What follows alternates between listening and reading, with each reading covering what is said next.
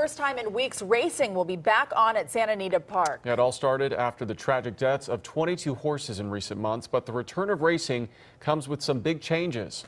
CBS 2's Cara Finnstrom is live at the park in Arcadia, where racing starts in just a few hours. Cara? Good morning, Peter. Just behind us here, crews have been out here dragging the track, getting it ready for those races, which again do start just a few hours from now. Earlier this morning, we spoke with the horse owner who decided weeks ago his filly wouldn't race today. She had spiked a fever and he wanted to err on the side of caution. I think everybody might be a little bit nervous, but hopefully put this crisis behind us and move on with what we enjoy the most, and that's watching the horses run and compete. Ward Williford has owned and raced horses at Santa Anita for decades. He's concerned about the deaths of 22 horses who suffered severe injuries at the track and had to be euthanized, all within a matter of months. The complications involved in why horses break down are it's not simple, and I'm glad that racing has recognized that the public wants protection of horses. Groups like PETA have staged protests while the community has voiced alarm. So last night, the California Horse Racing Board passed new rules. They immediately put new restrictions on certain medications, including anti-inflammatories and Lasix, a diuretic. Further restrictions will be phased in.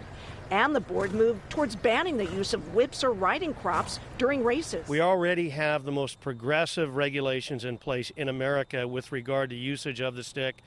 They went quite a bit further. The measure approved would ban the use of crops except when needed for safety. But that measure still needs to undergo a 45-day public comment period and get final board approval. I'm a jockey because I love horses. There's nothing better than getting on a horse and becoming one with them and getting in that same stride. Jockey Aaron Greider believes changes are necessary to protect horses and the sport. Today, as discussion continues as to how far changes should go, everyone will be closely watching the horses lining up at the gates. And this is another live look at the track being dragged right now. Initially, there were worries the track might have been damaged by all the rain we've had. That might be contributing to the broken legs and the other injuries. Santa Anita has said repeatedly all inspections have shown no problems with the track. So, Peter, Sarah, there has been increased scrutiny on the overall care of the horses. And we can tell you that outside the track today, there is a small group of protesters that has gathered there with signs, very concerned about the resumption of these races today.